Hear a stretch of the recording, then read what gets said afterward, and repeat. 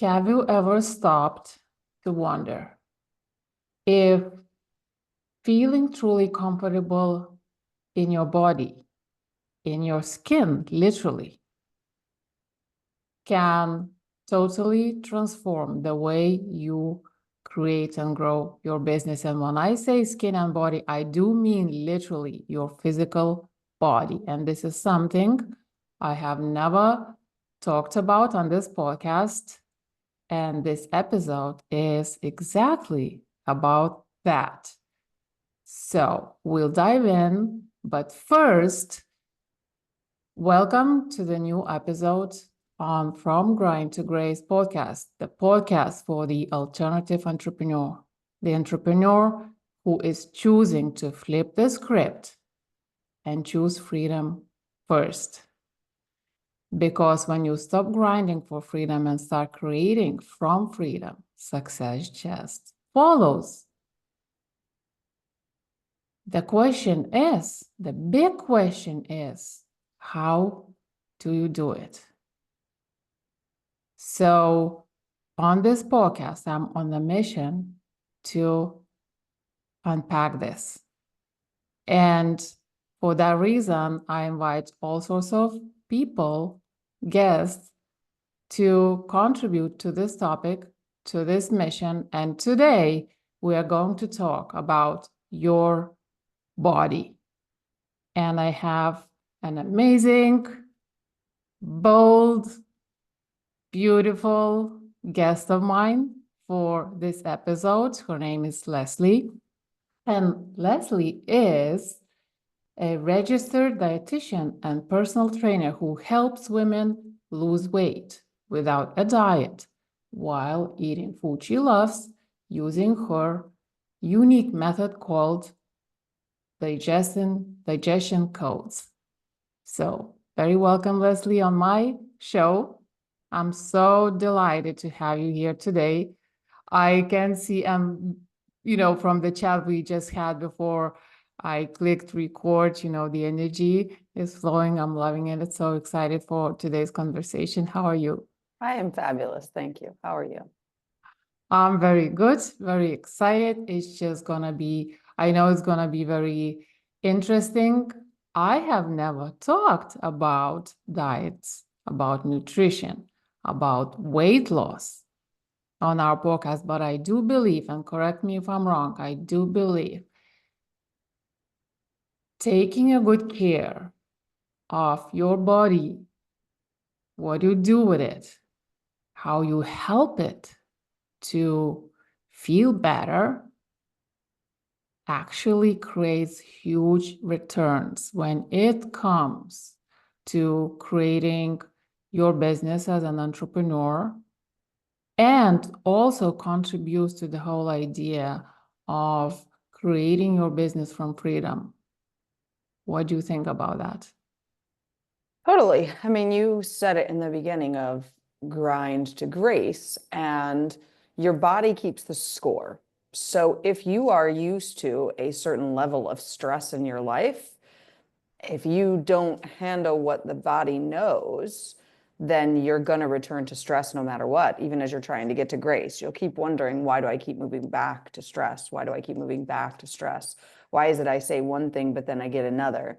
And the answer for that is because your body is used to being in stress. When you try to get it out of stress is where it feels more stressed. So it puts you back into stress because the natural state is stress.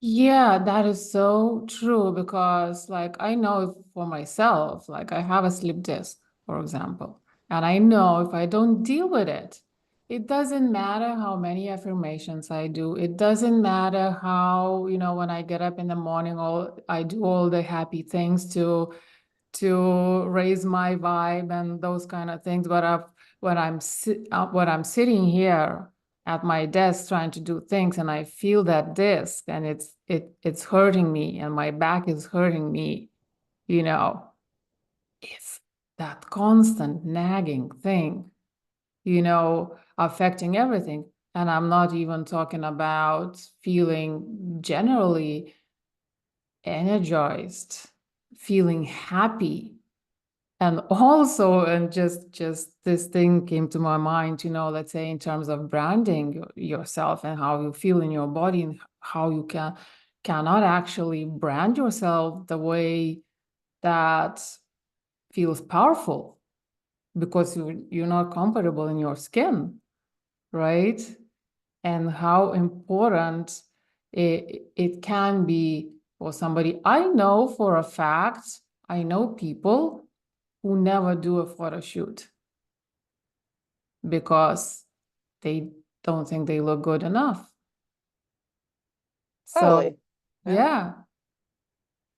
So Yeah. tell me and my listener a little bit about how you ended up doing what you're doing.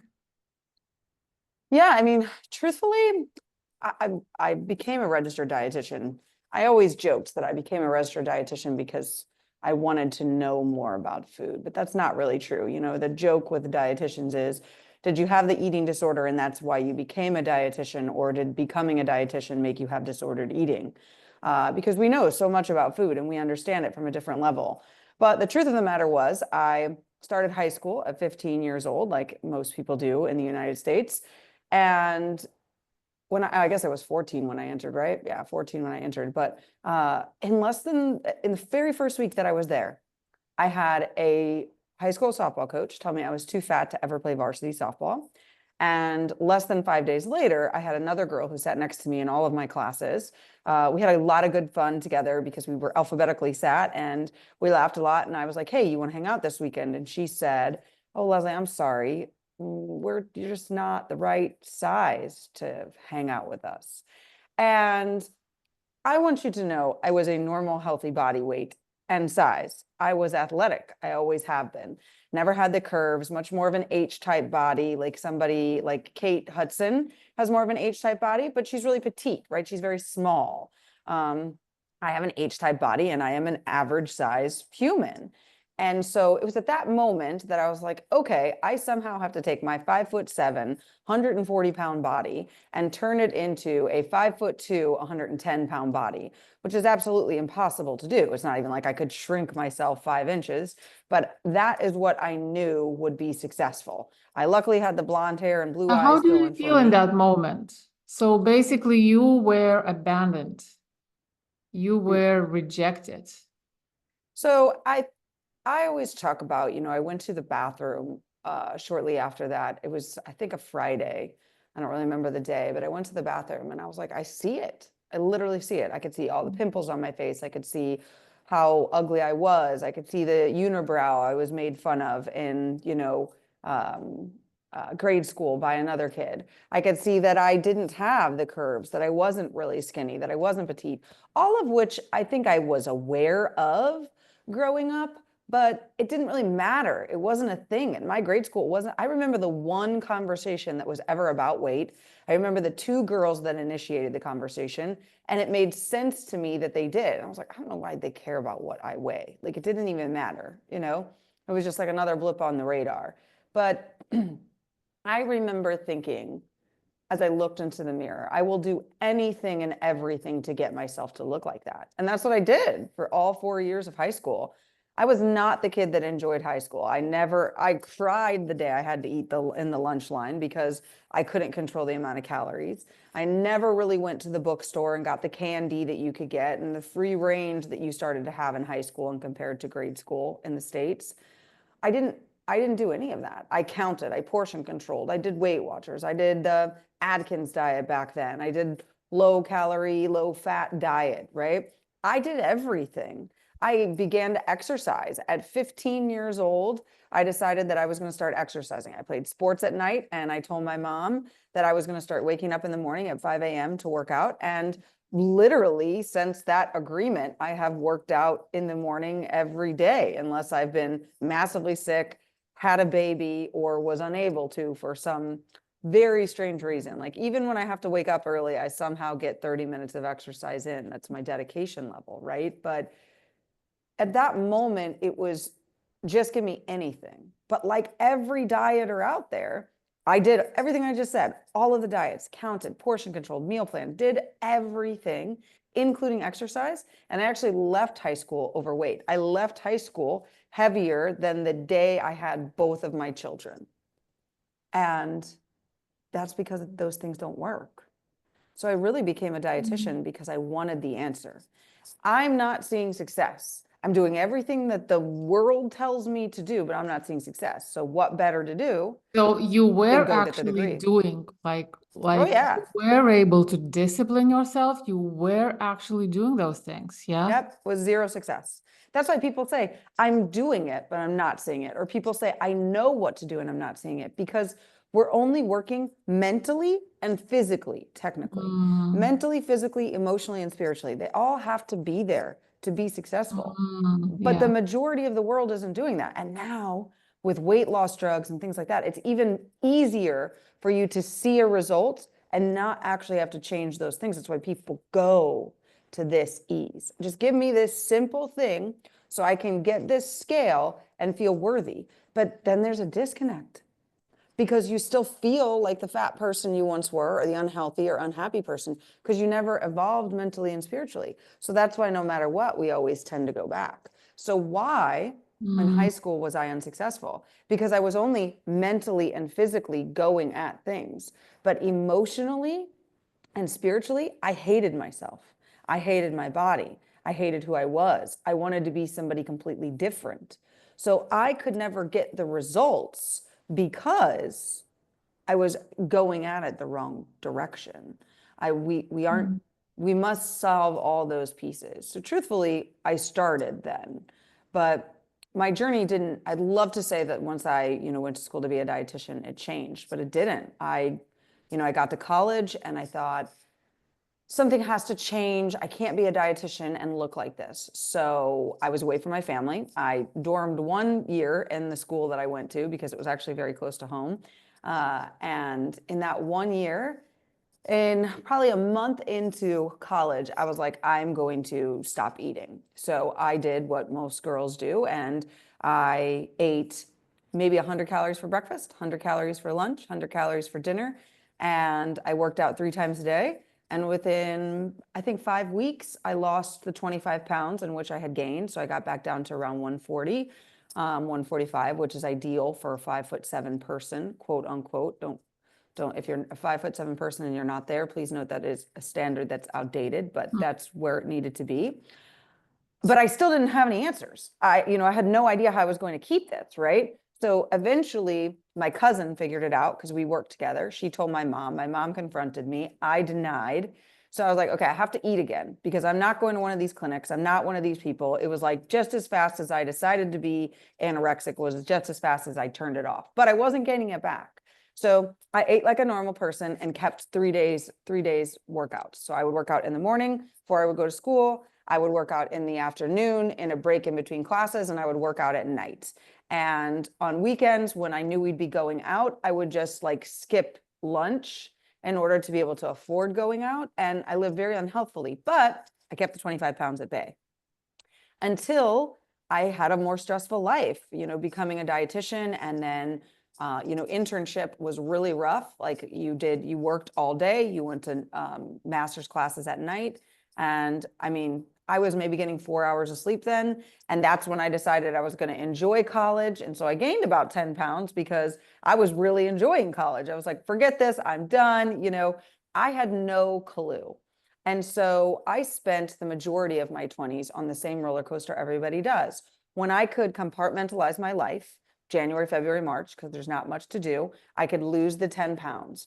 But then it would steadily come back as I'd enjoy life and I do things, right? We lose it, we gain it. We lose it, we gain it. Why? Because we're not actually understanding our bodies.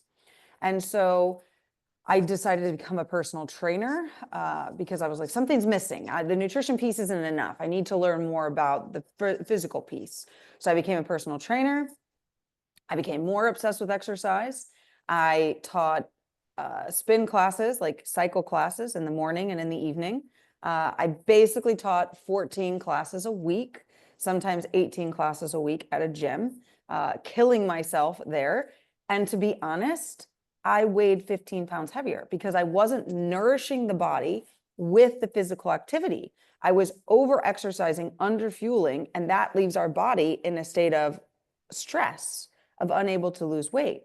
But I didn't know all this. So that's when I started to really study more of the body, personal development, understanding all these things, understanding my somatic pieces as well. And truthfully, things that I do with clients is that I had to go back to that 15-year-old self and like actually allow myself to physically cry and actually allow myself to get mad at my high school softball coach and be like, you are an absolute bitch because you just told a 15-year-old who is an actual normal healthy body weight, not super skinny like yourself, that she was too fat to play varsity softball. That is one, not a good coach. Two, not a good person. Three, what makes skinny actually able to make a play better? Like that's not a skill. Skinniness isn't a skill, right? So, it's things like that and being able to release that because those things that's playing out in your body no matter what. When I accepted that I was fat at 15 years old, that played out for a long time. So it didn't matter how skinny I was. I could look in the photo, I'm fat. I could see the fat roll. People be like, I would kill to have your body. Nope, I can still see that thing. I don't look like her. There was always something better to strive for. I'm still not 5'2" and 110 pounds, right? My brain processed I need to be 5'2" and 110 pounds in order to be successful. Wow. So, wow. Thanks for sharing that. Oh my gosh. And we could go in many different directions from here. I have so many questions in my head, and I'm just, you were talking, and I kept thinking how hard it must have been when you were on those diets, trying all those things, exercising like that, not eating like that. Actually, when what was going through your mind and how were you feeling when you were only eating 100 calories for breakfast, 100 calories for lunch, how were you feeling like about yourself? What was going on in your mind? That is tough. I can imagine that is tough. So I think people disconnect. I was disconnected at that moment. So I went to an all-girl high school in St. Louis, Missouri, which is very common. It wasn't a boarding school. It's just a very common thing. Catholic was the main. I was born in St. Louis, Missouri, middle of the country. Catholicism was very prevalent. There was a majority of people that went to either all guy schools, all girl schools, Catholic schools. They no longer run the world anymore in that area because less people are sending their kids to those schools because it was $7,000 when I was a kid. So now it's probably $21,000. So less people are sending their kids to schools like that. But when I transferred from there to go somewhere else, understanding that a person who should have uplifted me as a coach, a person of my peer, and lack of having the other sex in the classes with me. I didn't really have a boyfriend ever. I didn't really hang out with a lot of guys. If I did, it was because of my best friend from grade school. We stayed really good friends, still are to this day. And I hung out with the guys that she knew because every once in a while I would hang out with them. So there was ebbs and flows of when I would, but when I entered college, I was introduced to a guy and we dated the entire time I was in college. And there was another piece there, right? So now I have this guy in my life who does think I'm beautiful at the weight that I was, but I just always had in the back of my mind that because these people didn't let me mean something, that I would eventually fade from Mm. him. So it was very easy for me to pick it up. I almost picked up the eating disorder right around the time I started dating him because it was like, in order to keep him, I must look better. So it was at that moment to do it, you have to disconnect. You can't feel the feelings of hunger. You can't feel the feelings of thirst. You can't feel the feelings of exhaustion. You have to disconnect. You have to remove yourself from your body almost. Like I was there, but I was not connected to the internal processes of hunger, thirst, needing to go to the bathroom, needing to take care of myself. It was complete Almost like I did go into the military. I was a dietitian in the military for the first 3 years, and I'm reading a book right now where he talks about his military experience. And he was Marine Corps, which is much more excessive than anything I did because I went as a dietitian. So it was very easy training in the military. But it was easy for me to click into the military because I knew how to get myself out. I knew how to detach from my body, from the emotions. It's the same reason why I'm typically the stronger one in what I do because I can disconnect. I'm really sorry that you got diagnosed with cancer. I see that you're emotional, but I don't have to, I could remove myself from that person to then be able to help them nutritionally or help them mentally because of that thing, truthfully, because when I was 18 years old, I was capable of removing my own physical emotions and putting that somewhere, my actual emotions somewhere, and just bodily and mentally going through an Oh action. my God, you're saying something and I just couldn't wait to jump in. Oh, you're saying something really, really important, that disconnect. And I see that in entrepreneurship, in other areas, so much. And we keep hearing these things about discipline, about grinding, about doing it anyway, about I believe that many entrepreneurs have mastered disconnecting,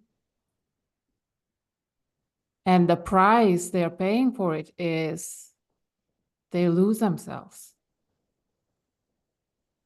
Like they don't feel it. It happened to me. I can totally grind.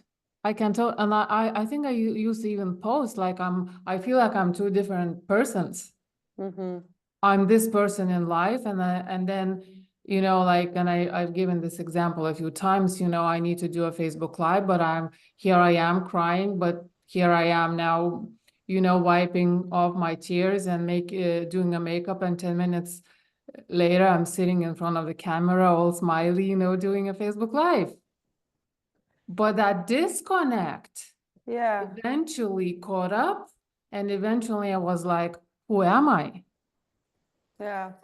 I think that really goes to like a few things. Like I told you, I was listening to Mel Robbins' "Let Them" theory, and she actually talks about emotions. And emotion is a 6 seconds response in your brain. Your brain notices Mhm. something, and it's a 6 second response. She's like, "So do you really want to change that? You just want to have the emotion and be done."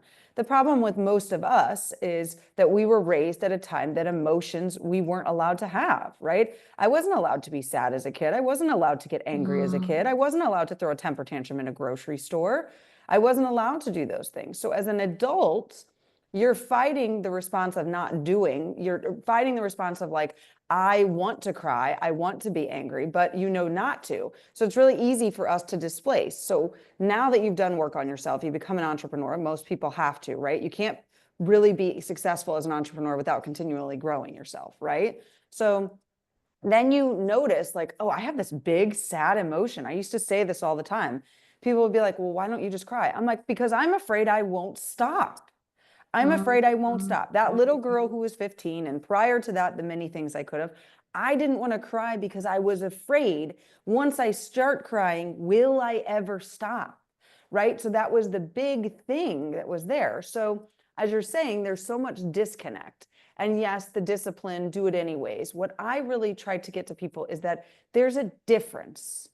There's a difference in I'm going to do it anyways versus I'm going to force myself to do this anyways, even though everything inside my body is telling me this is the wrong direction. Okay? Because there's a difference. There's a difference of, when I was in college, I knew my junior year, I was like, I want to be an entrepreneur. I want to start my own business. I knew at 20 years old, but that was not acceptable. My parents taught me you get a job, you get health insurance, you make sure you have a paycheck, you make sure you have a roof over your head.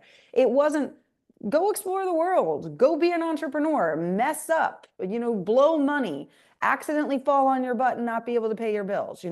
That was not something that was there, right? So I didn't even think about it. I mean, I told you the first thing I did was go into the military, right? The most stable thing you really could have because I was an officer, so I was there. And then I got a government job. And let me tell you, when I quit that job, I remember staying for 3 years after I quit that job. Nobody quits government jobs. You just don't quit them. You don't quit them because there's really no reason for them to get rid of you. You get a good pension, you get all of the things that I was raised with, right? So while my body is screaming, go be an entrepreneur, I was fighting a belief I was given as a child. So there's a difference in the grind and discipline. Yes. And that because of what you were taught, right? It's the same thing of like you're taught clean your plate. So you want to clean your plate every time you get food in front of you, but now you know as an adult, you're not supposed to clean your plate. So you could feel very much against yourself by not cleaning your plate, but that was from a belief you got, not from the internal process you had. Yeah, and it's very, very profound. And there is such a big difference between doing it anyway and forcing it, Yeah. and doing it anyway when you are feeling the pull. Yes. The the and in my opinion, the hard thing here and the tricky part here is that we don't feel the pull. We stop feeling the pull. What's my pull? What is that that's pulling me? I don't know anymore because I've been suppressing myself so much. I've been suppressing my emotions, like you said, for such a long time. Or like you said something, I'm afraid I'm gonna stop. I can't stop if I let myself, Yeah. you know, even explode with emotions, whatever. Oh my God, that is so powerful what you just said. Yeah. And And so, that's, yeah. I was gonna say, and that's just why, like, as an entrepreneur, you get to learn the fuzzy difference, right? I feel like you don't get to learn that if you're an employee, right? If you wake up on Monday morning and every Monday morning you're like, I want to show up to work at 10 a.m. instead of 8 a.m. and you start doing that, you will get in trouble. You can get fired, right? But if you're an entrepreneur and you process that Monday mornings are just not the time for you to jump on calls, you just say, okay, Monday mornings aren't going to be the time I jump on calls. I'm going to do something different. I'm going to honor that. And you get to do that. So you don't have to force there anymore. But then you have to break the rule that working looks like 9 to 5, Monday through Friday, or whatever it is in your world, right? And so I think, when we go into like what I was learning then is that most people think to lose weight, to be healthy, to have this, you have to follow a set plan. And that's not always true. It can be helpful, but that's not always true because you have to start at the other places. So for your entrepreneur who's literally sitting here like, okay, why would how I feel in my body affect? Because if I were to be sitting here right now, like I was at my 18-year-old self, completely disconnected from this conversation, I wouldn't even be able to know how you're feeling. I wouldn't be able to provide value. I would be in this energy that you, as a listener, would have turned this off 20 minutes ago. You probably Mm, would have heard me say one thing and been like, who is this person? Why does she even have her on her podcast? mm, And that's where this really affects because we think we can disconnect from the body. Okay, I weighed myself today. That's a terrible weight. I'm just going to pretend like I didn't see it. Or I maybe badger myself for the next 2 hours. And then I get on a call with somebody to try to sell them. And they say, I have to think about it. Right. And we all know that really means no, but they don't want to tell us no because saying no is hard. And we're like, why not? Because the energy you showed up in was, I hate myself. I hate my body. My body is terrible. This is a thing. And you have that running here in the background while mm. you're trying to tell this person that you're this amazing coach and you have this thing for them and you're here to help them. Meanwhile, in the back of your head, you're like, I can't even help myself. I And know. that's why we stay stuck. But we always think it has to be like, oh, my system is broken and I need this new thing and I need that new thing. When really it's like, what's actually happening inside your body and your brain? Because that is what that other person is feeling, right? It's like the icky car salesman that literally has the exact car you want. And you know you want to buy this car, but you go up and he's just talking to you and like, I can't buy this car from this person. I just can't do it.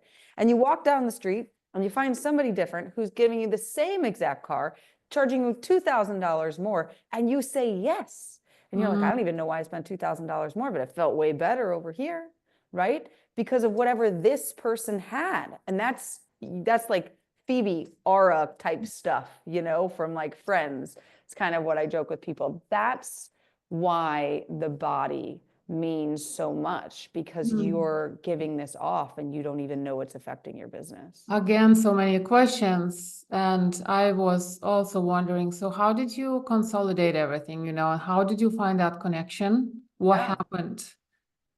What clicked? that's a great question. I would say, unfortunately, I did what many entrepreneurs do, and I paid a lot of money to a coach. And I remember one of the things that was said to me. I understand why. I need you to know I have no hard feelings towards this coach. I send her love every day. She's a very wonderful person. I understood how we got to where we did. But there was a moment where she suggested that in order for me to be successful, my husband and I would have to split. And I didn't take it verbatim, but at that moment, I think I got triggered back into a younger state where it was like body here, mind here, soul here, family life here, you know, like everything was compartmentalized. And there was a moment of explosion in me where I just couldn't really do it anymore. And that's when I was like, that's what had been missing. The thing that had been missing was me actually allowing them all to be, because they all need to exist. And where I had to go first was truthfully inwards. I wanted to fix everything outside, but go inside of me to fix this thing that happened a long time ago. So truthfully, it was this sort of like explosion, because I could not, it was sort of like trying to please everybody, but there was no way at this point that I could, because her answer was I had to split. And I didn't think that that was true. And if it was true, I had to get there, not listen to somebody telling me that that's what I needed to do. Right. And so that sent me down a different road where I processed a lot was missing. I started doing nervous system work. And now I'm getting a certification in somatic healing, just so I have a little bit more knowledge as I use it with my clients. And ever since that, being able to be regulated. And I would say the other great thing I did was actually take a break. Not a complete break. I've always posted on social media ever since I decided I was going to run some sort of a business in 2018 after I had my daughter, and I joined as a beach body coach, you know, a multi-level marketing kind of thing, which so many of us start at, right? Once I had processed that and I knew I wanted to do that and all of the different levels, I've never stopped posting on social media. I'm one of those people that when I decide I want to do something, I really do it, right? And if at some point I decide I don't want to do it, I've learned that it's typically because it's not right for me, right? Or something has to change. And so last year over the summer, I just decided, okay, I'm going to do no calls for 2 weeks, except for clients, except for my group program. I am not recording a podcast. I am not meeting with somebody. I'm not doing a networking event. I'm not doing anything. I am just going to enjoy 2 weeks of my summer with my children. I'm going to do what I want to do when I want to do it. And I'm going to take calls from clients. That is it. And it was really in there that I processed. I was still not listening to things that I was doing just because I felt like I had to. I feel like Amanda Francis is one of the biggest people who stands up and says that. I was told this. I did it anyways. And I got results that nobody understood. Why? Because she didn't want to hear that. She was so against hearing the other thing. But my brain wasn't there yet. It was still do what you're told. Parents are right, teachers are right, coaches are right. So it was also at that time that I was like, I'm going to be done with coaches for a little while, because I just needed to be able to get clear of what I wanted. So the next time I hired a coach, I could be like, that might be true for you, and you might need that, but that's not right for me. Right. And that's the thing. When somebody says you have to do it my way 100% to get the results, I always think then I'll never get the results because I'm not you. So your program doesn't work. Yeah. Yeah. And I talk quite a bit on my podcast about the influences from, our society, the conditioning, the programming, the education system, all those kind of things. Yeah. And we are all affected. But I would like for us to go back to the body topic. Okay. And because I'm very curious. So we talk a lot, in entrepreneurship, and correct me if I'm wrong, but I think the body topic is not talked about that much. So we see all this, all these strategies, frameworks, those kind of things, how to build your business. Then we see mindset stuff. Now we see the spirituality thing expanding in big ways, all sorts of modalities and stuff like that. But I feel, and I'm talking to you and I'm realizing that the body topic and question is just as important. It needs to go along with these other areas, right? And you listed your pillars. So how do you think, like in more like practical ways, how much do you think actually your body, your physicality, and how you feel about it actually participates in how you grow your business? I think it participates in everything because if you're feeling terrible, forcing yourself to do it, you're creating in the frequency of terrible, you're creating in a much lower vibration. I don't know if you're familiar with, oh, I'm going to forget his name. It's the levels of consciousness. Mm-hmm. Yep. Yeah. Okay. Yeah. I'm Yeah. like, who, I can't think of his name. David something Hawkins, David Hawkins. David Hawkins, yes. Yeah, so he talks to you about those things. Okay, so I want you to think of like if I'm in a negative response around my body and I'm at the level of like he calls desire, which isn't like true desire, like my heart's desire, but like desire. I want to be skinnier. I want to be healthy. I want to feel better today. If that's your level, you're still in the negative side, right? The beginning levels of consciousness, right? So everything you create, you're creating out of this level, right? You're only creating there. Now, if you could say, okay, I feel terrible in my body. Okay. Right now I have this slip disc, right? I accept it. I'm doing the things that I can for my disc. Okay. I'm doing the things that I can. I am processing this. So now, because I know I'm doing the things and I know it just takes time, if I can go, okay, I see this, I accept it. I move up to acceptance, right? So I move up to acceptance in my consciousness level. Now I can create it at a different level. But most people don't accept it. They still keep going, right? The As same, if they don't have that issue. exactly. Oh, Right. And it's just playing in the back of their head, right? It's playing in the back of their head. They don't accept it. They don't accept it. They just go, okay, whatever. I have to push past it. I have to push through it. That's why we burn out. That's why we get tired. That's why whatever, because we're not accepting it. We're not surrendering to the fact that like, okay, this is me right now. Okay. This is me. This is me. I'm perimenopausal, right? I have, I've had 3 periods in a month, or I had night sweats last night, or I didn't get as much sleep, or I yelled at my child today solely because I didn't get enough sleep and I wasn't even thinking. I just knee-jerk reacted. Like that's where you have to accept. You have to forgive. What movie? My daughter was watching this TV show last night. It's called Elena of Avalor. And the only way she saved herself in the end was forgiveness. The only way Elsa stopped the ice was by stopping being in fear and turn into love. All of that is states of consciousness, right?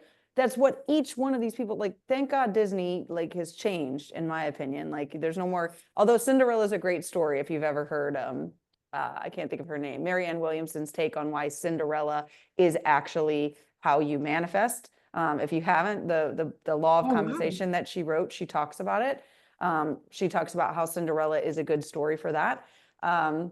But these powerhouse women, like how she goes from like, oh, right. Like Elsa's standing there with everything frozen, scared to death. And she's like, right, fear is what's thawing, or fear is what's freezing. If I just turn to love, everything floats away, right? She turns to love. And that's the thing. We don't do that. We don't do that because we don't know how. We just energetically, like I did at 18, turn off the mechanism. We just say, okay, I can't change that. So I'm going to silence it. I'm going to silence the fact that I'm hungry. I'm going to silence the fact I feel terrible in my body. I'm going to silence the fact that I don't know what to do and I don't want to do it, because I'm not going to pay to help myself in my body until I make the money as an entrepreneur. Meanwhile, the body is why you're not doing it, because we're staying so Wow. low in this state of consciousness and vibration. Wow. I'm listening to you and I'm realizing something and I don't even know how I can articulate that, but so I've been doing all sorts of things like, I do yoga, I practice yoga, I do it for my sleep desk, but I also do it for my general well-being and stuff like that. But I never kind of like, so I guess what I'm realizing. So, when we have like, when we notice patterns going on in our entrepreneurship journey and stuff like that, and we are getting to the stage where we are trained to sort of like catch what we're thinking, catch what we're feeling, control or regulate our thoughts so we can feel better. But it sounds like, and I wasn't doing that intentionally in relation to my business, but it sounds like almost I also need to get into my, like, observe or listen to my body as well. So it's not only thoughts and emotions, but it's also body, and ultimately body is supporting all of that, Yeah, right? So I can wake up in the morning and then do a few affirmations or do, I don't know, gratitude stuff or something like that. But then if my body is not feeling right, how useful is that going to be? It's going to be useful to some degree, but how much more useful it could be if I also did something with my body, right. right? Yeah. And that's where, like, so certain people will say, okay, well, then until I'm out of pain or until I lose the weight, then I can't. That's not true. It's not true because, so the things that you said you're doing, like you're doing things to support you. The thing is that I find that there is a certain difference of, I have to put a check in the box. Yoga done is completely different That's it. than I've done yoga, right? Like Mm. I've done yoga, I have, you know, really processed my body, right? I've really listened to my body. I've really stretched it out. I'm there. So sometimes like people will do guided yoga, right? But then as they learn yoga, I say one of the best things to do is to free flow in your own yoga, to listen to your body and like to take the next move and to hold moves longer that you want to hold longer because you can tell your body wants that, right? That is tapping into your body. People can change all of those levels if, let's say, I've had a terrible morning. I've had a terrible morning, right? I weigh myself, it's terrible. I've got my kids, they were yelling, then I yelled, and then, I couldn't find a parking spot or something. And then, I showed up and there was like 5 cancellations and people want me to, move my whole week around or, whatever it may be, right? Okay, whatever the thing is, and it's all stacking up, right? If at that moment you could be like, okay, let it, kind of like Mel Robbins says, okay, whatever. I'm going to go over here. I'm going to hit my yoga mat, which just so happens to be right here. Okay. And I'm going to do a yoga. I'm going to just let my body flow. If my body needs to cry, I'm going to cry. If my body needs to scream, I'm going to scream. If I need to pound the ground for a second, I'm going to pound the ground for a second. I love my 6-year-old. She truthfully, like, when she gets mad, she wants to yell. What does she do? She immediately gets a pillow and screams into the pillow. And like 25 seconds later, she's like, okay, I'm fine. Why? Because she knows that it's just an emotion. She just has to let it out, get it out, and then she'll feel better. right? She doesn't want to stuff it down. She doesn't want to do anything. So that's what she It's does. so advanced for a 6-year-old. Right, exactly. That's what she does. Well, that's I've Yeah. taught, right? I've taught her that for forever. Like anger is fine. You are allowed to get angry. You cannot hit somebody when you're angry, okay? You can hit a pillow, you can kick the pillow, you can scream into the pillow. Like those are things that we're okay with doing, you know, when we're younger. And she's really done that. So sometimes anger to me is like, I'm going to lift a heavy weight and I'm going to, you know, grrr it out, right? Okay. I'm going to get that out of my body. And sometimes anger to me is a yoga session, which allows me to process. And a lot of times anger is really sadness, right? And so sometimes it's like I get angry to get sad. And because I'm emotionally connected to my body and physically letting my body express itself, I'm able to move the emotion and then accept. And now I can accept. I can accept that today was a terrible morning. And now I'm going to let it be so I can create in my business and lift myself up because truthfully, I want to have more time and more money and more space because I actually do want to spend time with those people, right? I do want this, but we get so conflicted and so many Yeah, things. And that's why it all has to tie together. You can't just play in one it field. does. It does. And I think so many people, they do want to exercise. So many people, they do want to look, feel fitter, you know. But so many entrepreneurs, I believe, they say to themselves, oh, when I get to, I don't know, 5-figure months, then I'll do it. They When always say I I don't have enough become time. this and that, then I'll do it. Yeah, I don't have enough time. I'm too stressed. I'm Right. like, this is exactly what you need. If you say I don't So, have enough time or I have stress, this is exactly what you need. so the question is, why and how do we flip the script on that kind of thinking? I always go with the rule of thumb of like, what is it that you like to do the most when you move your body? Do you like to dance? Do you like to, some people like to punch it out, right? Do you need a punching bag, right? You need one of those little, like, you know, the small ones that you can just like go like this and like it comes right back, not like a big punching bag, but that are cheap and that you can hang from your ceiling and you don't need to have it like on a lacking like a 2x4 or whatever it is. Anyways, what is it that you like? Okay. You're never going to get yourself to do something that you hate. If you tell me that you hate all exercise, then I typically tell you then you have to walk and sit in nature to find your answer. Okay. Get outside 5 minutes, just walk, your answer will come to you.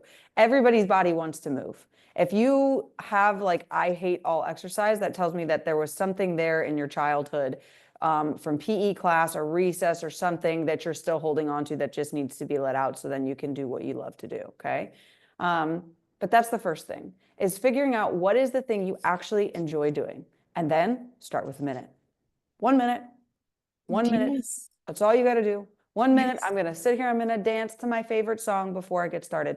Because 1 minute, you'll be like, okay, I can do 3 minutes. It's sort of like the person, it was a podcast by David Nagel, but he had the first Down syndrome boy that ran a marathon. And the dad talked about it and how they went from, you know, he was told his son would never do anything. And then eventually he started to see that his son could do so many things that they swore he could never do. So it was like 1% better every day. So he started with a push-up and then 2 push-ups and then 3 push-ups and then 4 push-ups and then 5 push-ups, right? And it was like that. Okay, so day 5, I did 5 push-ups, right? And there were a few times that he had to stay at the same one until he could get up higher and things like that. But if you start, you will want to go more. And the thing is that you can't, if I were to say, just go and lift heavy weight, go grab this program, go, you know, grab a call with me, go do this, right? If I were to say that, you might do it because you're so good at checking the boxes. Okay, I learned in this podcast, I got to exercise, I got to feel better because that's the only way I'm going to make money. So I'm going to put a check in the box. I did my 5 minutes. No, then you miss the whole thing. It has to be for you. It has to be for you.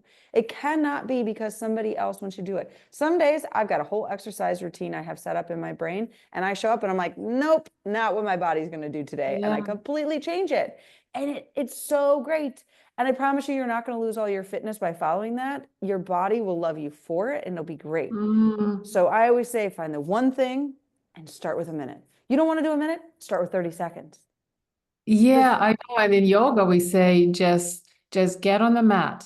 Do Mm-hmm. nothing else. Just get on the bleeding mat, right? And that actually I had experience with that as well. So I became a mom, then I became an entrepreneur. Everything was too much. I didn't have time for myself forever. And I had this tool, yoga, as well. So I was beating myself up that I was not taking care of myself because I don't have time. And I truly believe for a while I did not have time for a session of yoga at least twice a week or whatever. And then when my slip disc got so bad that I was struggling to like load and load the dishwasher or collect stuff from the coffee table, right? Then I was like sitting, you know what? And I was like, you know what? Can I freaking afford 10 minutes? 10 minutes a day, just 10 minutes. I'm like, of course I can. How stupid it was for me to all this time to think that I couldn't afford 10 minutes, and I started doing that just 10 minutes, just 10 minutes, just easy stretches. And I did it. And a month later, just a month later, I was a different person. Totally. And obviously, then it built up, it built up, it built up. It was becoming longer and longer to the point that, like, sometimes, okay, maybe today I won't. Instead of this, I'm going to get a coffee, because today, whatever, I'm not in the mood. And I remember one day in particular, I stood up from my desk, headed to headed to the kitchen, and before I knew it, I was sitting on the floor. My body sat me down because it was so ingrained in my brain already that somehow my body regulated the whole thing. So there I am sitting on the floor again doing the stretches. It was such a That's funny awesome. thing, right? So but also, I think the important thing about this is it's not just your body from the physical point of view, but also what you talked about earlier, raising your vibrations, how you feel about yourself. Are you beating? Because I believe a lot of people know they need to do something with their body, but they're not doing it. And on top of that, they are beating Yeah, themselves up, which is lowering their vibration even more, right? completely. And I get it. It's difficult because, like I said, if you have something in your past where exercise was negative or there's a negative experience, a lot of times that's what it is. It has nothing else to do with that. Like Mhm. it's really, that's the detrimental thing. We don't think that those things harm us, but if we were never chosen on the field, if we have all of these negative experiences, like there's nothing you're going to be able to do to outgrow that. That's a body process, right? So you have to heal Yeah. that, right? I I, mean, I, yeah, I think it's so important to find what you like. And I was very good at sports when I was in school. Therefore, I was forced to be in all sorts of competitions. Therefore, I started hating certain things, for example, running, yeah.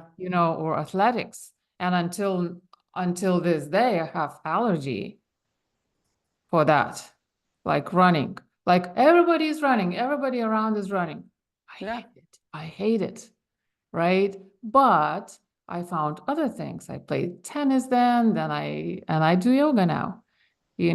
It changed completely from running to sitting on a mat. Well, kind of sitting, I you get it. I know. totally get it. Yeah.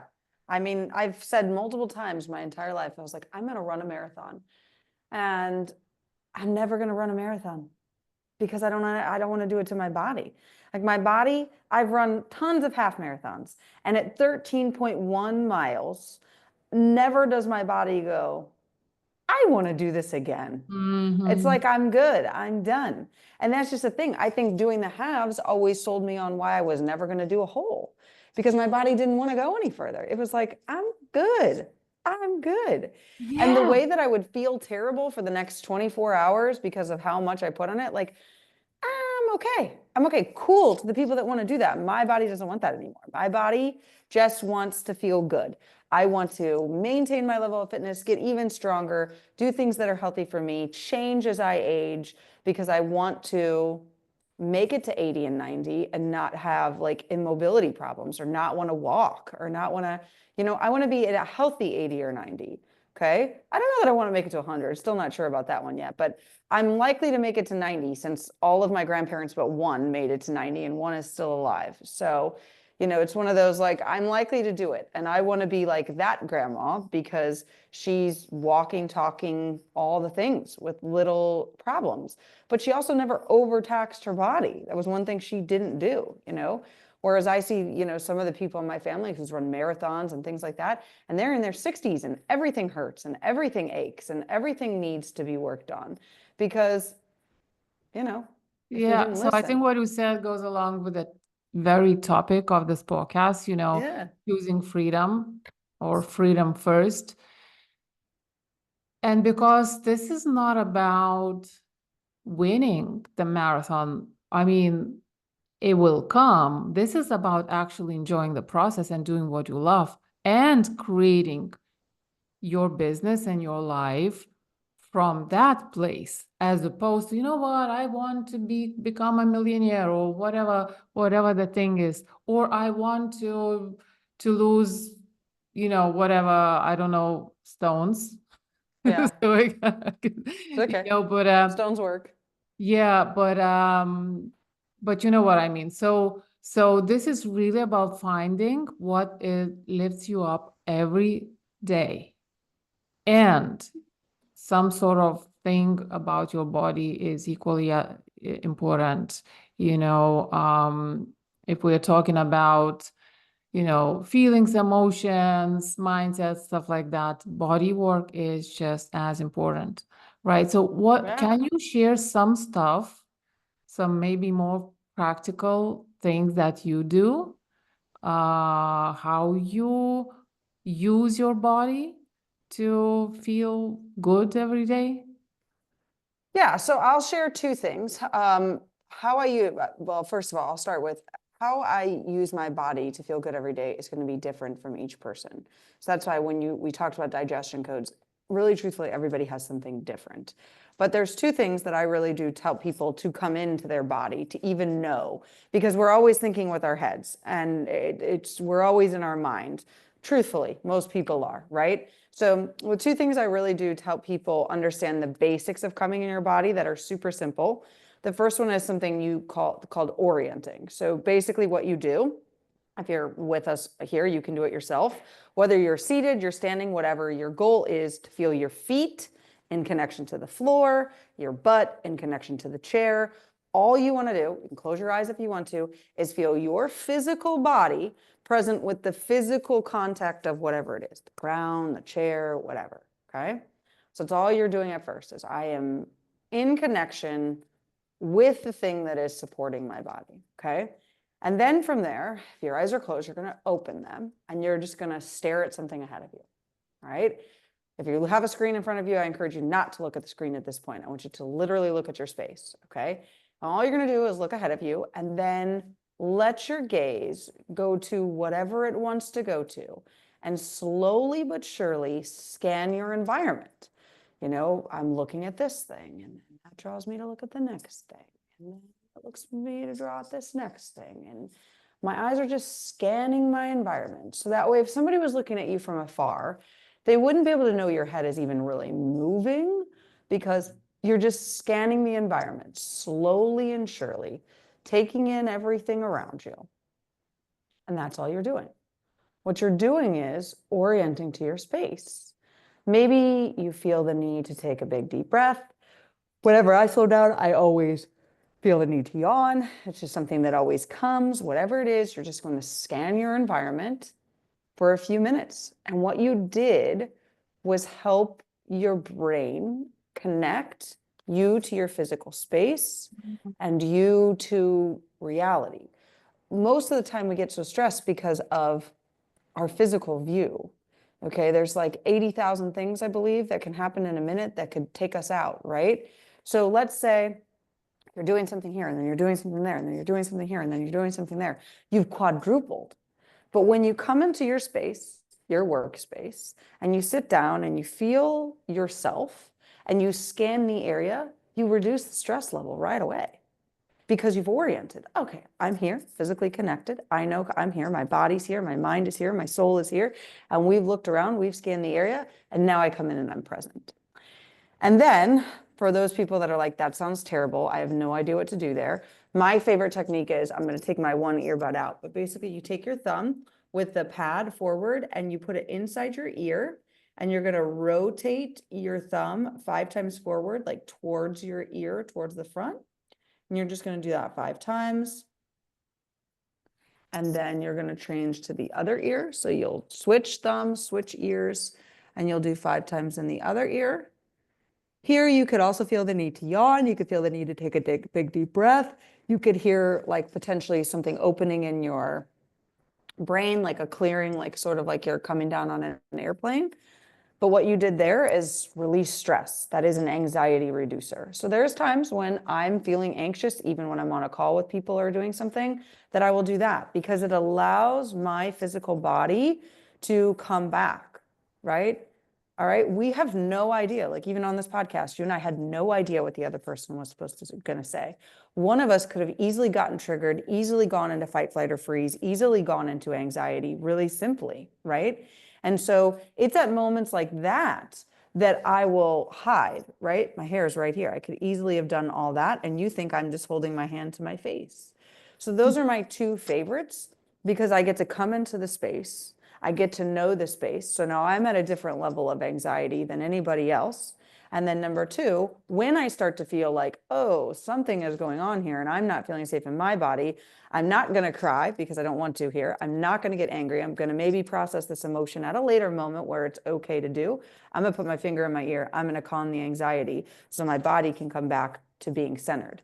And just simple tools like this, which I, use in all of my client sessions and things like that, allow you to be present. Ah, you tricked me. So so when I asked that question, I was expecting, I don't know, whatever, sit-ups, push-ups, I don't know, whatever. Yeah. And you were just so, and I love this practice.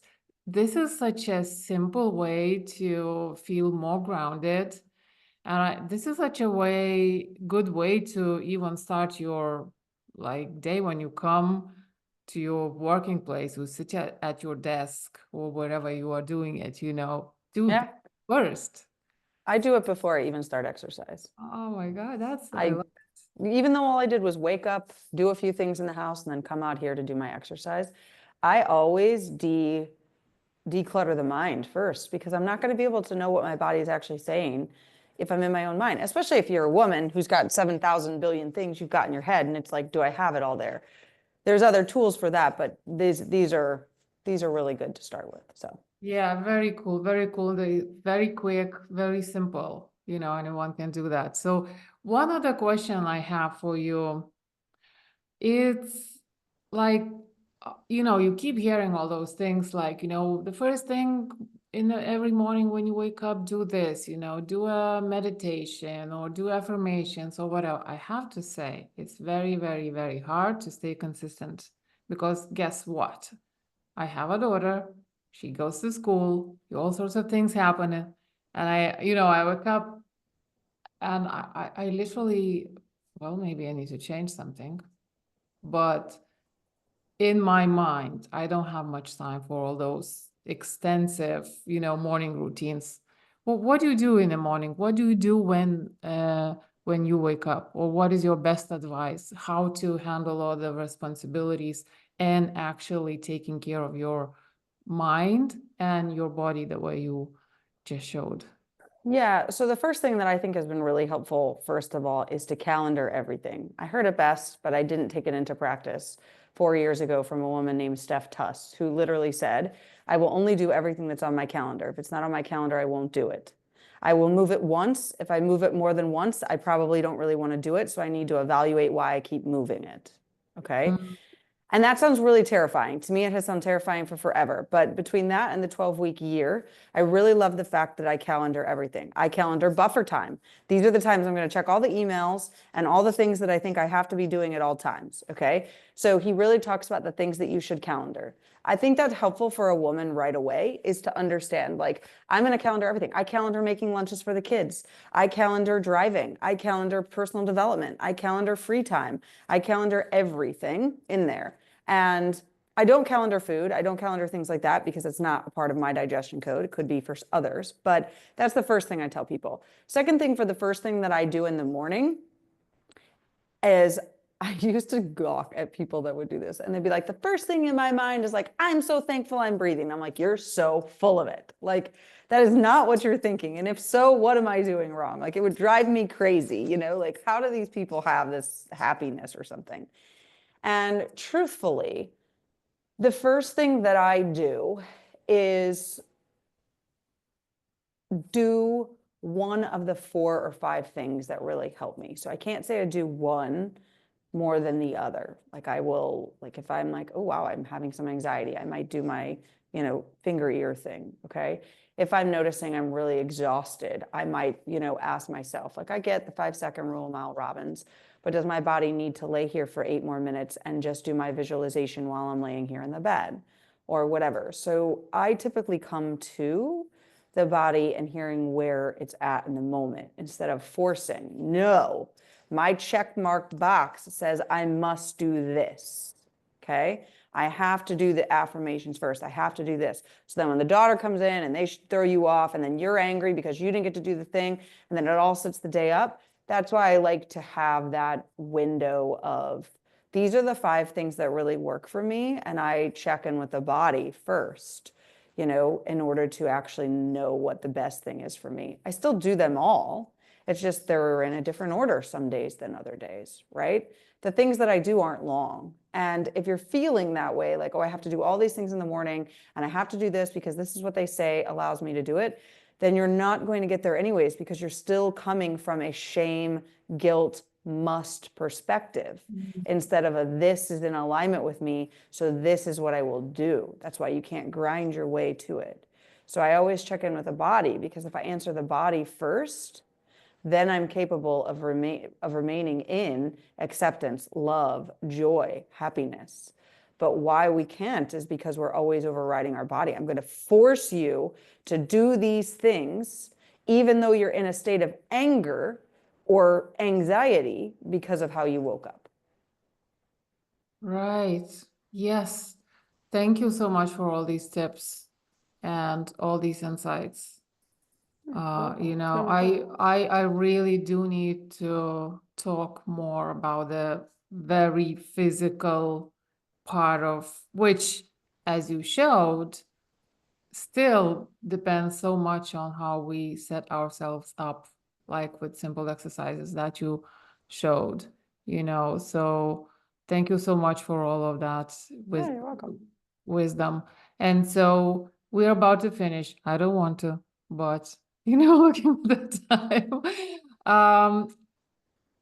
I usually ask my guests 3 blitz questions, very quick questions, and that's what we're gonna do as well. But before then, how